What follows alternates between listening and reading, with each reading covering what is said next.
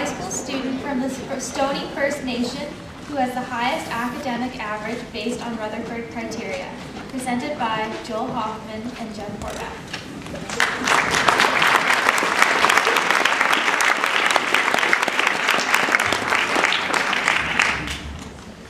You're probably wondering how the nice businessmen from San Francisco end up donating awards for students from the Stoney Nation.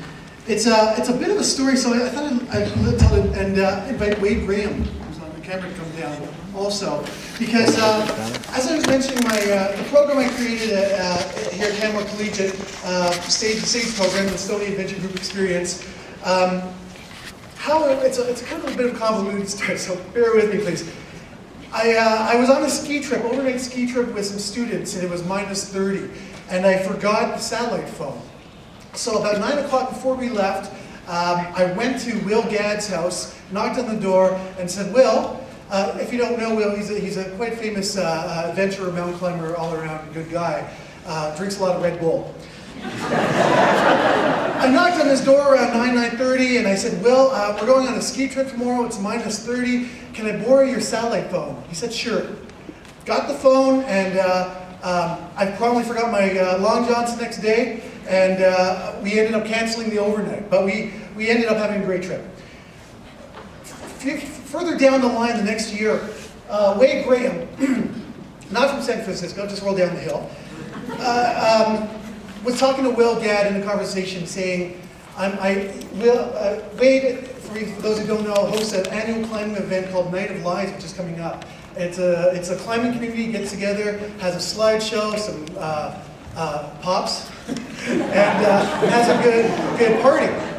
And they always donate to a cause in the community. And Will Gadd suggested the SAGE program. Our funding from our first year, we lost. And so scrambling around, we lost our momentum. We had a great first year.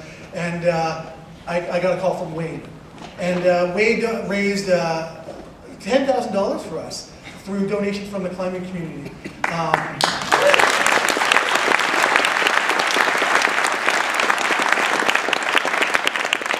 And the donations kept on coming in from the Rotary Club of Canmore chipped in. Julian Waugh of Mountain Exposure donated like $3,000 worth of OR shells to my program. MEC donated some long johns, which I needed. Eventually got. And it's been an amazing community effort supporting students of the Stoney First Nation that choose to leave their community and travel on a bus sometimes 3 hours a day to come to this school. And I think it should acknowledge those students for putting a solid effort into coming to this school and the school board welcoming those students. So maybe let's have a round of applause for them.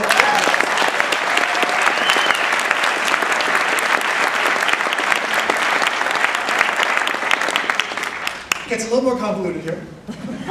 I also do another program called E-Spirit, which is a business development program for Aboriginal students where we create a business plan and we compete with other Aboriginal groups from all over Canada. Last year we went to the University of Ottawa. This year we're going to Moncton, New Brunswick. And Wade also suggested he has a group of entrepreneurs from all over North America that meet in Calgary. And that's how we met Joel. And Joel came out and did some workshops with our students to work with their entrepreneurial plans. And we're going to hopefully we can do that again this year. And we got contacted by Joel earlier this summer about coming up with an award for some of the students. And so we came up with the SAGE Award and as well as this award. So I appreciate your patience near the end of this evening because I'd like to turn it over to these two gentlemen for the Higher Grounds Award. And thank you. That was a good reminder of the story. I forgot it myself. So this specific award actually has two names. It's the HGA Award. We decided to call it the Higher Grounds Award, but the initials also stand for the three people who helped inspire me to create it, which is Hapstritt, named after Greg Hapstritt, Graham for Wade Graham, and for Khrushchev.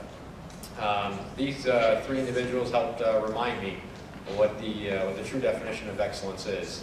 And I think I found it again in a quote by Aristotle, who said, "You are what you do repeatedly, Excellence, therefore, is not an act, but a habit.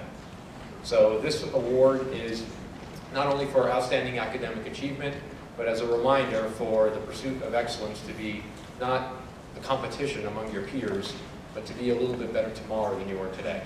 So this award goes to Douglas Two Young Men.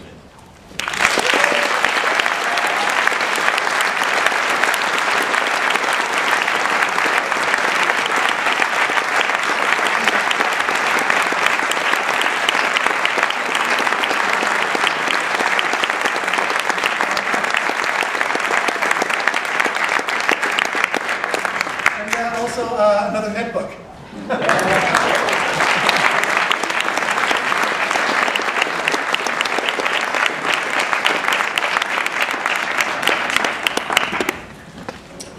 The highest academic achievement awards presented to the top 3 students in each grades, 9, 10, 11, and 12, who have the highest academic